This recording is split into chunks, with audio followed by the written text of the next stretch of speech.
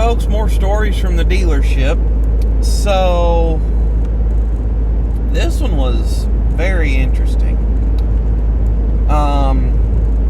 One Saturday afternoon, we had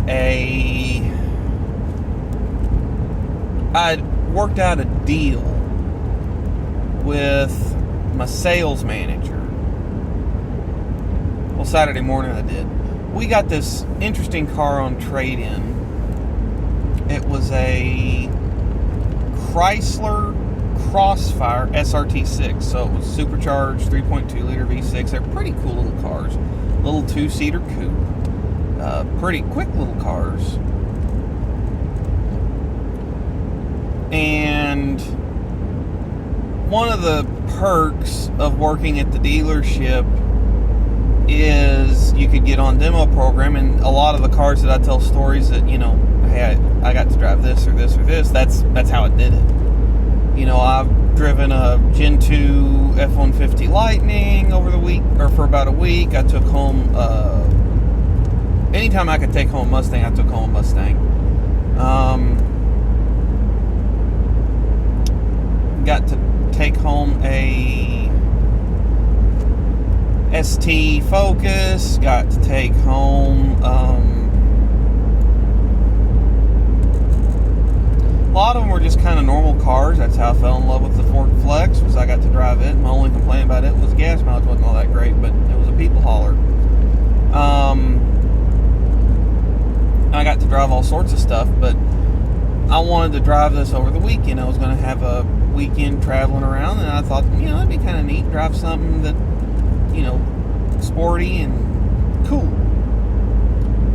Well, my sales manager said, you sell a couple cars today and we'll talk. Cool. Had this family come in. They had 2 kids with them. A teenage daughter that was like a month away from getting to drive on her own. And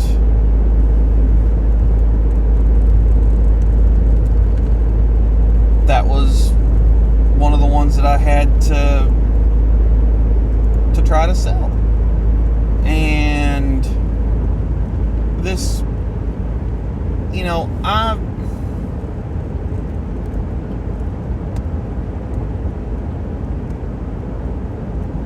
Dad bought me my first vehicle,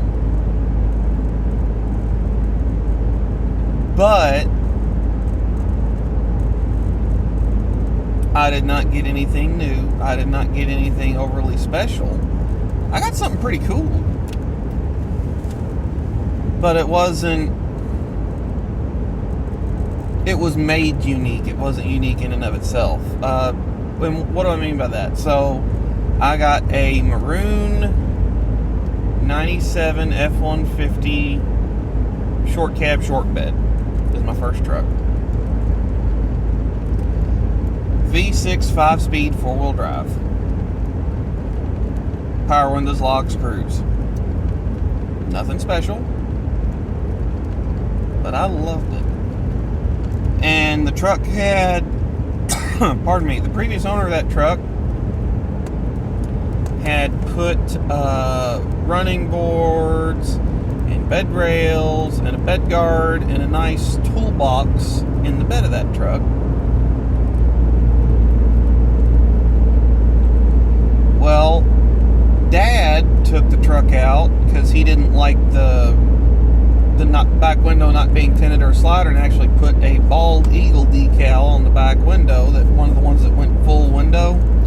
In reality, what he did is he built me a truck that was unmissable. And that was my first vehicle. This teenage girl wanted a vehicle that no one else in her high school had, whether it was... And so, like all of your great starter cars for kids, as far as something that's going to be cheap on gas and slow and reliable and safe, kind of got knocked right out because this spoiled little brat teenage girl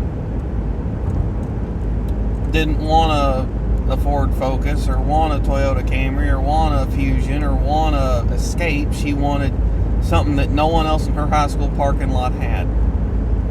Well, that Crossfire kind of fit the bill. And there were a couple other cars that she really liked that were really expensive for first cars, but I just thought it was wild, the entitlement to mom and dad's money that this kid had. Now,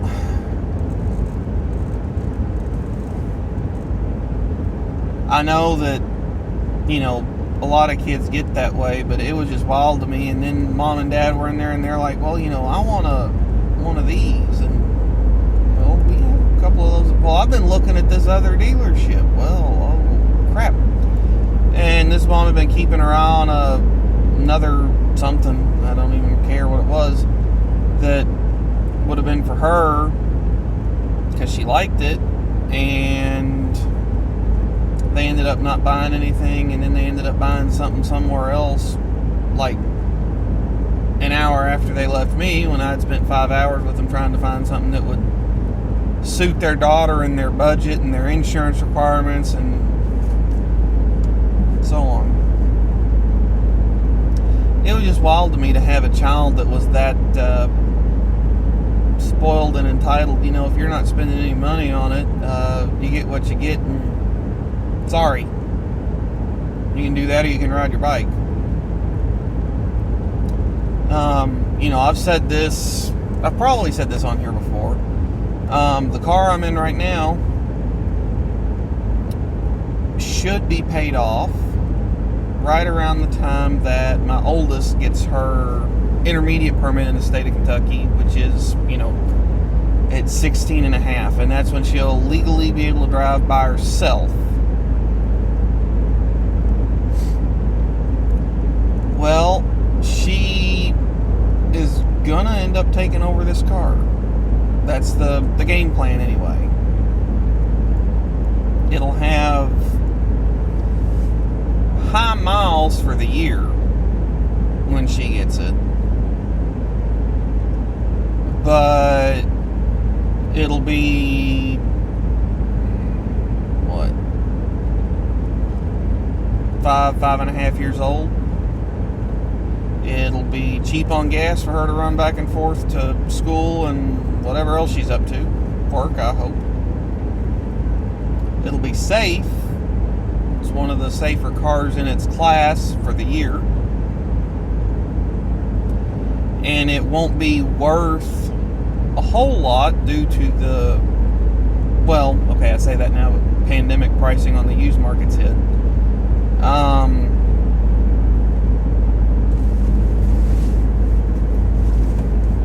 Provided the used market in cars normalizes by then, it won't be worth a huge amount of money due to the miles,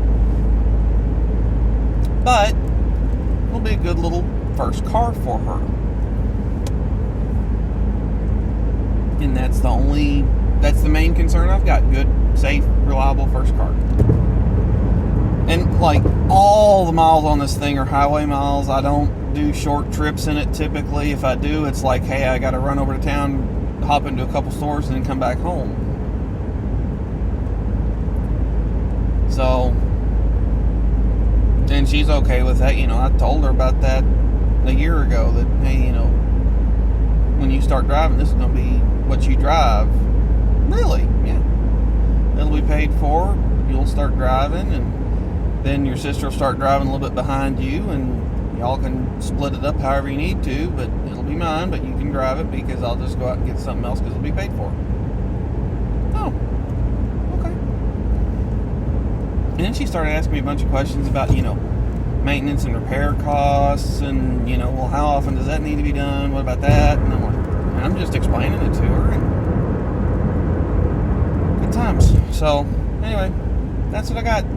Don't let your kids be spoiled. Let them appreciate your efforts to earn money and to provide for them. But that was a frustrating day in the dealership, and I don't even remember what they ended up buying this kid, but it couldn't be anything anybody else had. So, thanks for tuning in, folks. Catch you next time.